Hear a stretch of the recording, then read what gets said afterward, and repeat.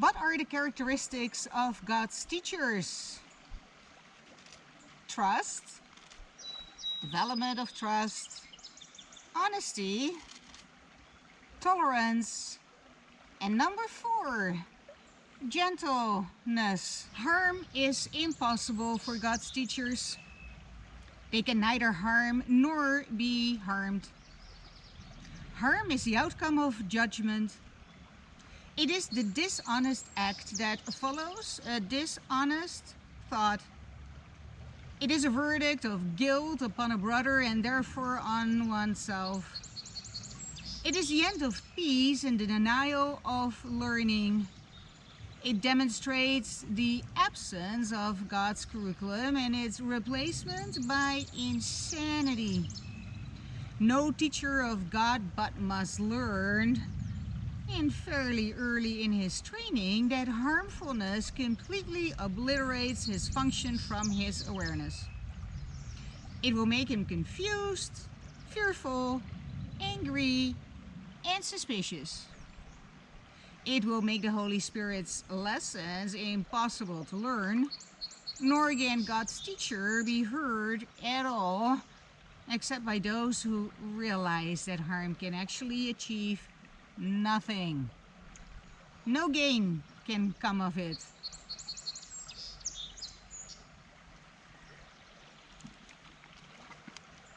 It's still a belief inside of what you can call conventional horsemanship that gain can come of harm. And from this insane perspective comes breaking a horse. So by enforcing my will upon my horse, by breaking his spirit, by unpleasant means, harmful ways, painful ways, I can gain a obedient horse. What you gain is a broken horse. People enjoy a broken horse like they enjoy an inanimate object like a motorcycle or a bicycle. I have no use for a broken horse because what I am after in my horsemanship is a harmonious partnership, not a do as you are told or else. I don't get any enjoyment out of this. And yet in conventional horsemanship you have to show the horse who's boss, spurs, whips, aggressive bits that are designed to inflict pain on the horse when the horse does something that you find undesirable or unwanted. There are numerous ways in which you can legally inflict pain on your horse as a way to train it. The concept of gentleness is relatively new in horsemanship. And I use horsemanship as a metaphor for teaching this stuff, and therefore as a metaphor for learning it. Because teaching and learning are one and the same. And you learn through teaching. Whether you are teaching another human being or whether you're teaching a horse. The one that taught me the most about gentleness and the strength of gentleness is my horse, Rumi. I say my horse, but I had to rehome him, so he is just a horse, my former horse, my former equine teacher. And I documented my journey with him on video, obviously, because that's what I do. And that is one of the ways in which I teach this stuff, because I learned the most from engaging with my horses.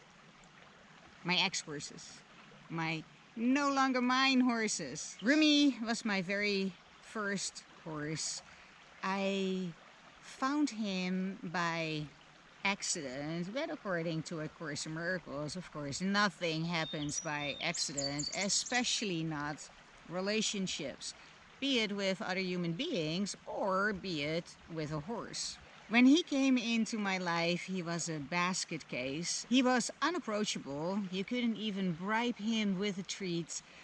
He was broke to ride, but yes, he was broken. He was severely broken.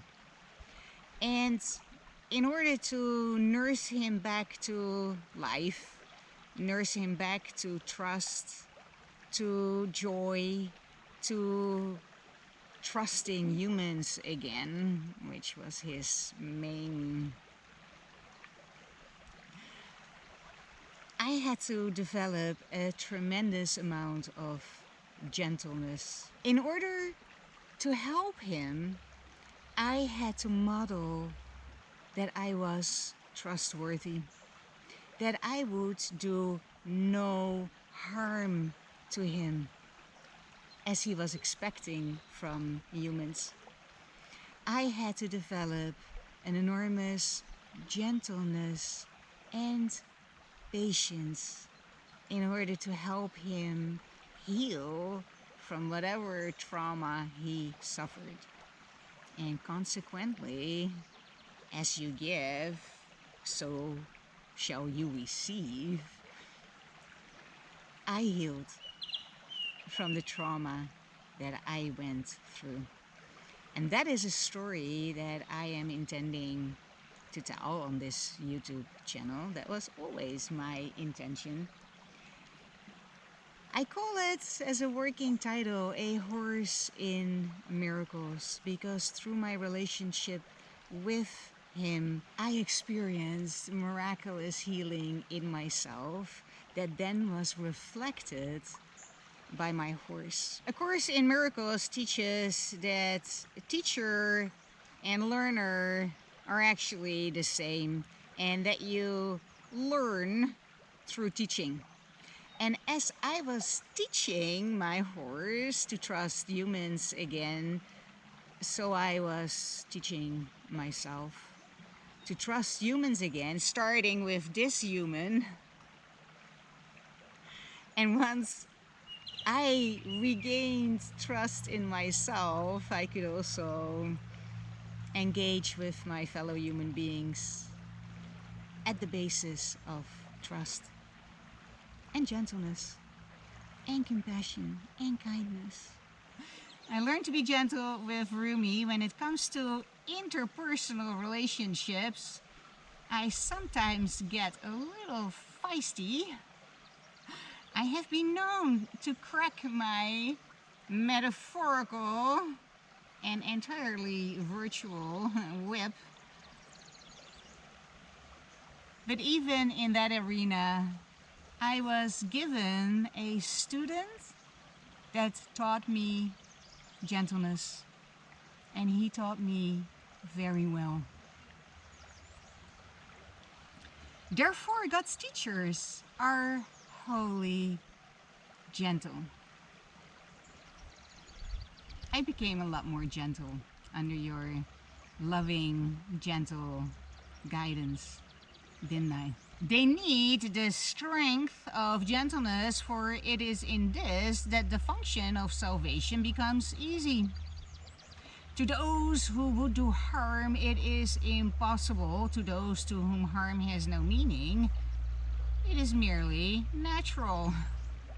Which is kind of funny. The very first wave of kind of like more enlightened horsemanship was called natural horsemanship, where it was all about developing communication, partnership, harmony through gentleness and through trying to understand your horse, which leads to compassion and kindness, rather than just overpower, dominate, and force your will upon your horse. A total paradigm shift in horsemanship that I myself personally went through, because my training as a rider, as a equestrian, was in Europe, very, very traditional. And we rode with spurs and whips, and the horse better do as he was told, or else. That's what I was trained as. And then I started changing my mind, and I wanted a different relationship with my equine partner. Still to be edited, this journey. Gentleness. To those who would do harm, it is impossible. To those to whom harm has no meaning, it is merely natural. What choice but this has meaning to the sane?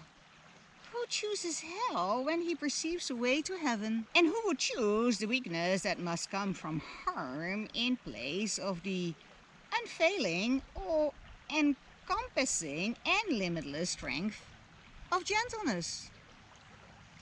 The might of God's teachers lies in their gentleness. For they have understood their evil thoughts came neither from God's Son nor his Creator. Thus did they join in their thoughts with him who is their source, and so their will, which always was his own, is free to be itself.